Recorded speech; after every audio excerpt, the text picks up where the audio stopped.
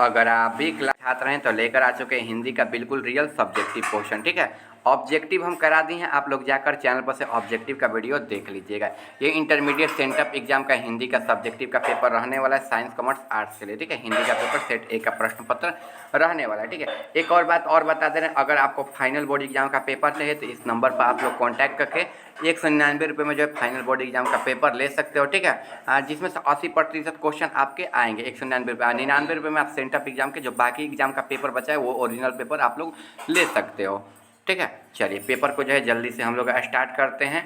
खंडबद्ध या वस्तुनिष्ठ प्रश्न दिया है, किसी एक पर निबंध लिखना है बच्चों, देख लीजिए। ठीक है, ग्राम पंचायत पर, छठ पूजा पर, बसंत ऋतु पर, नशा मुक्ति पर, पर्यावरण संरक्षण पर या फिर शिक्षित बेरोजगारी की समस्या पर जो है आप लोग निबंध को लिख सकते हैं। ठीक है, चलिए आगे क्वेश्चन की तरफ बढ़ते हैं। आगे जो क्वेश्चन है कुछ इस प्रकार से क्वेश्चन दिया गया है।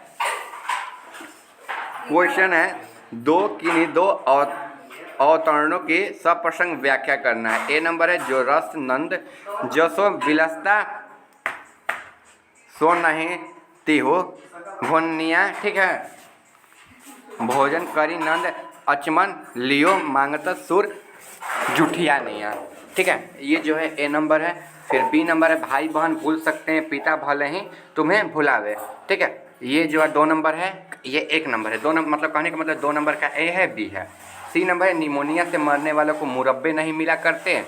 ठीक है, और डी नंबर सच है जब तक तुम मनुष्य बोलता नहीं तब तक उसका गुण दोष प्रकट नहीं होता। ठीक है, डी नंबर है।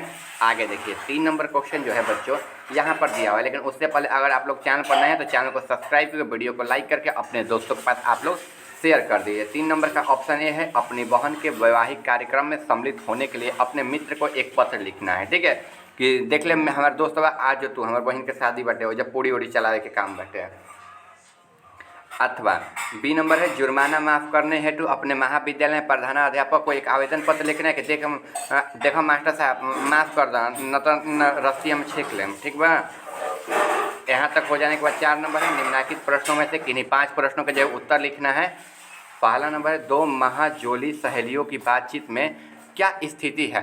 ठीक है, ये लिखना है। ये क्वेश्चन 10 नंबर का है, सभी के लिए 2-2 अंक मिलेंगे। 5 प्रश्न जो है बनाना है। 2 नंबर है फिरंगी गेम के बाग में क्या क्या था। ठीक है, इसके बाद रोज कहानी के बाग में क्या क्या था। लपटन साहब उसने कहा था कि कहानी का पात्र की जेब से क्या बरामद हुआ था। ठीक है, इसके बाद 5 नंबर है जयशंकर नारायण की पत्नी का क्या नाम था। ठीक है, दूसरी की पत्नियों का नाम हम क्यों याद रखें, चलिए किसी पुत्री थी। ठीक है, आगे है जायसी की 2 रचनाओं के नाम लिखे। ठीक है, 7 नंबर ब्रज भाषा का प्रारंभिक कवि कौन है, इसको लिखना है। ठीक है, चलिए आगे क्वेश्चन हिंदी का सर्वश्रेष्ठ महाकाव्य कौन सा है। जयशंकर प्रसाद किस काव्य धारा के कवि माने जाते हैं। ठीक है, ये जो है लिखना है। चलिए आगे यहाँ तक हो गया ना। राष्ट्रीय पर्व किसका है ये लिखना है। ठीक है, चलिए आगे अब जो क्वेश्चन है यहाँ पर दिया राष्ट्रीय पर्व में किसका गुणगान गाया जाता है। ठीक है, तो जो राष्ट्रहित में कार्य किए हैं उनको ही गाया जाएगा। 5 नंबर है निम्नलिखित प्रश्नों में से किन्हीं 3 प्रश्नों के जो है उत्तर देना है।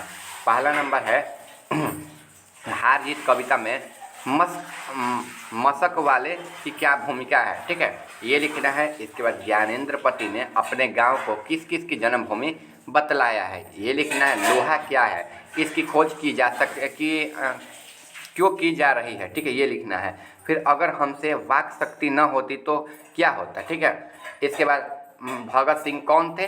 6 नंबर चंपारण क्षेत्र में बाढ़ अपने प्रमुख कारण क्या है, बाढ़ आने का प्रमुख कारण क्या है, ये जो है लिखना है। ठीक है, यहाँ तक समझ गए। एक बार संक्षिप्त में क्वेश्चन दिया है। ठीक है, भारत का त्यौहार देश का त्यौहार कहा जाता है। भारत त्यौहार मुख्य रूप से फसलों का त्यौहार, इसका कारण है भारत में। ठीक है, ये संक्षिप्त में दिया है, इसको छांट कर जो है आंसर लिखना है। ठीक है, तो चलिए हम लोग आंसर पे बढ़ते हैं। तो देखिए किसी एक पर निबंध लिखना था, ये पहला नंबर क्वेश्चन था। ठीक है, तो चलिए हम ग्राम पंचायत पर निबंध लिखते हैं। ठीक है, हाँ लिखना है ग्राम पंचायत भारतीय गाँवों में से एक बुनियादी शासी संस्था है जो एक से एक अधिक गाँवों का प्रतिनिधित्व करती है। यह पंचायती राज व्यवस्था का हिस्सा है जिसमें मुखिया और वार्ड सदस्य होते हैं जिनका चुनाव जनता द्वारा सीधे किया जाता है।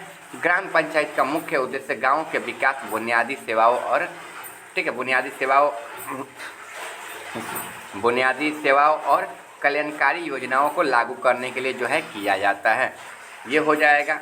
इसके बाद देखिए ए नंबर है जोरसनंद जोसफ विल्सट सो नहीं तिहु, ठीक है, बुनियादी भोजन करी नंद अचमन लिनहो भागत सुर जुठिनिया, ठीक है, ये जो है हो जाएगा। ठीक है, इसका आंसर देखते हैं। तो इसका आंसर है यह पद सूरदास द्वारा रचित है और इसमें श्री कृष्ण के बाल लीला का वर्णन है। इसमें बताया गया है कि नंद और यशोदा को श्री कृष्ण के भोजन करते हुए जो आनंद मिलता है वह तीनों लोकों में भी दुर्लभ है। सूरदास जी कहते हैं कि जब कृष्णा भोजन करके कुल्ला करते हैं तो सूरदास उनके जूठे जो है मांगते हैं। ठीक है, ये जो है आंसर हो जाएगा।